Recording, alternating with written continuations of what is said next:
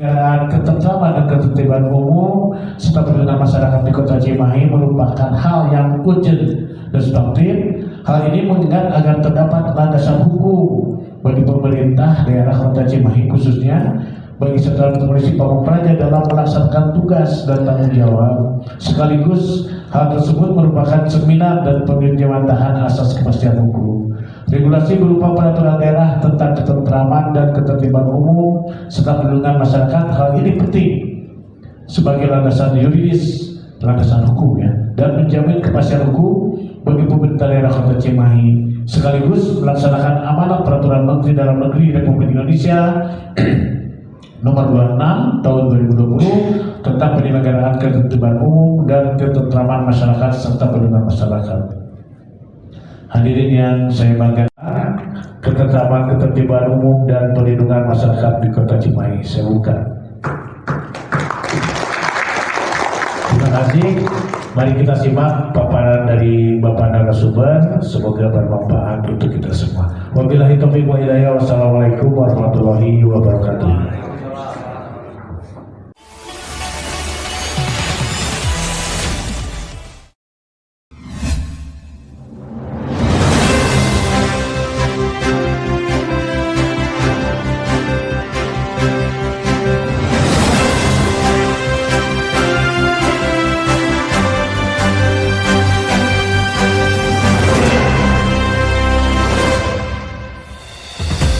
Para pemirsa Jumantara yang budiman, pada hari Kamis, tanggal 10 Juli tahun 2025, bertempat di Ballroom Hotel Aston Pasteur Bandung, salah seorang anggota DPRD Kota Cimahi, Iwan Setiawan SE, menggelar kegiatan sosialisasi rancangan peraturan daerah tentang ketentraman, ketertiban umum, dan perlindungan masyarakat.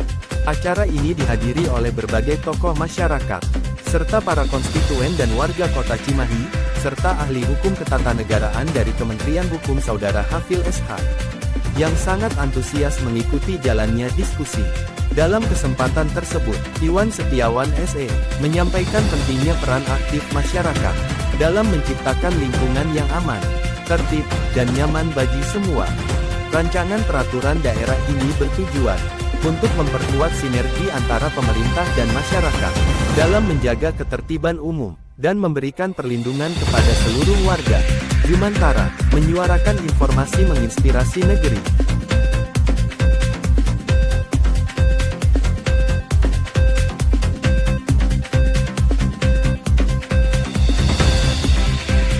Jadi sebetulnya pembentukan Perda ini nggak juga hanya berdasarkan selera, bikin ajuin enggak. Ada batasan-batasannya.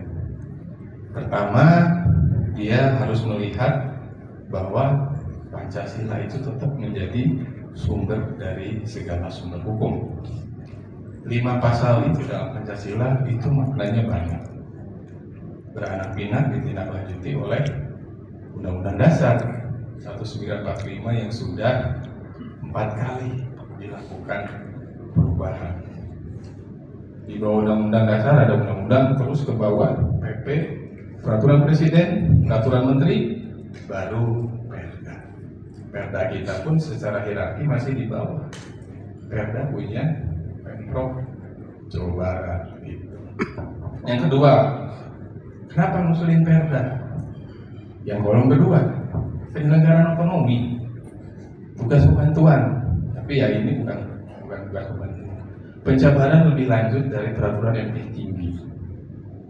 Jadi dasar-dasar ini yang harus melekat untuk setiap pengusulan Raperda. Ada pagarnya, nggak boleh bertentangan dengan peraturan tertinggi, peraturan yang sederajat, putusan pengadilan nggak boleh. Jadi ini menjadi hal-hal yang tetap harus menjadi guidance-nya.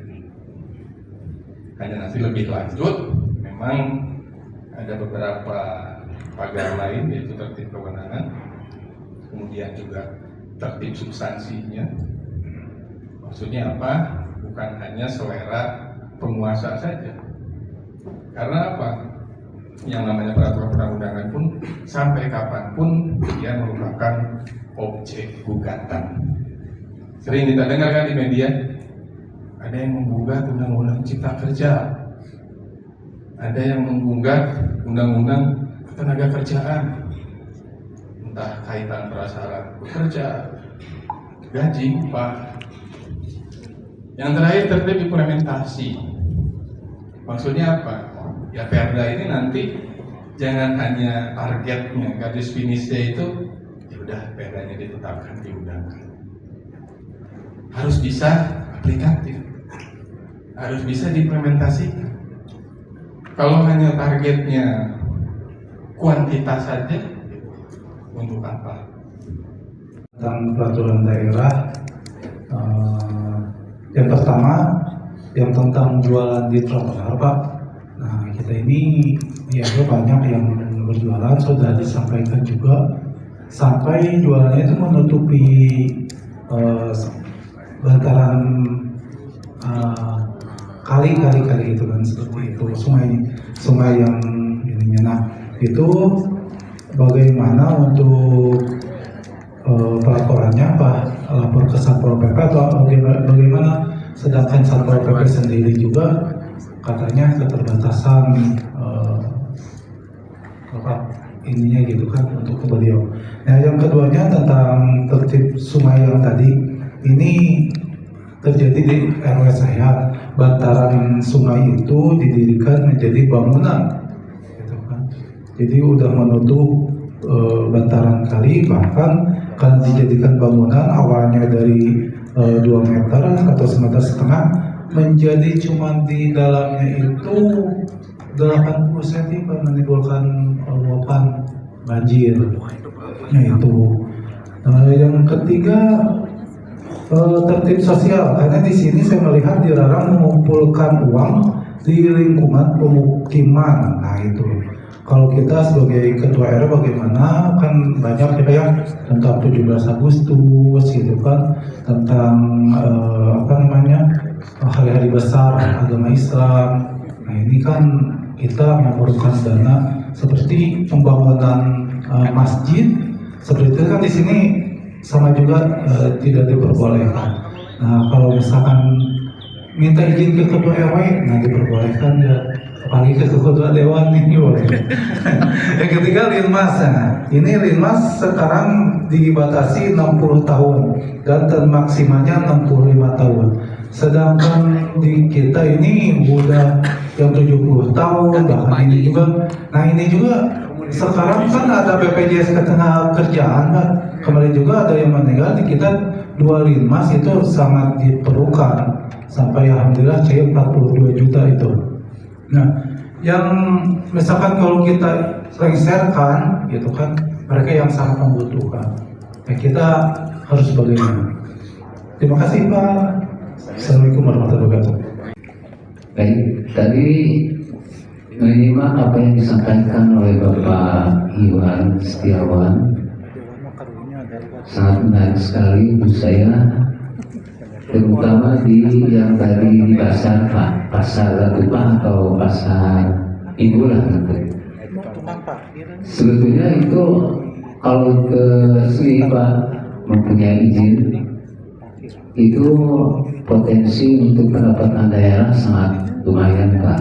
Hanya saja masyarakat mungkin belum paham harus bagaimana, dan langkah baiknya dari Pemda sendiri didata seperti yang disampaikan oleh Pak Iwan itu, nanti akan ada tanda yang mana itu penjual orang asli Cimahi atau pendatang. Itu bagus sekali Pak, hanya untuk segera diimplementasikan saja. Mungkin itu Pak, untuk masukan barangkali ke Pak Iwan juga. Rambu-rambu lalu lintas juga Pak yang tidak berproduktif kan, seperti contohnya kan di Parapatan Citeureup dan di Paliwado di Manado yang di alun-alun juga kan, apakah itu juga tidak ada untuk umpamanya apa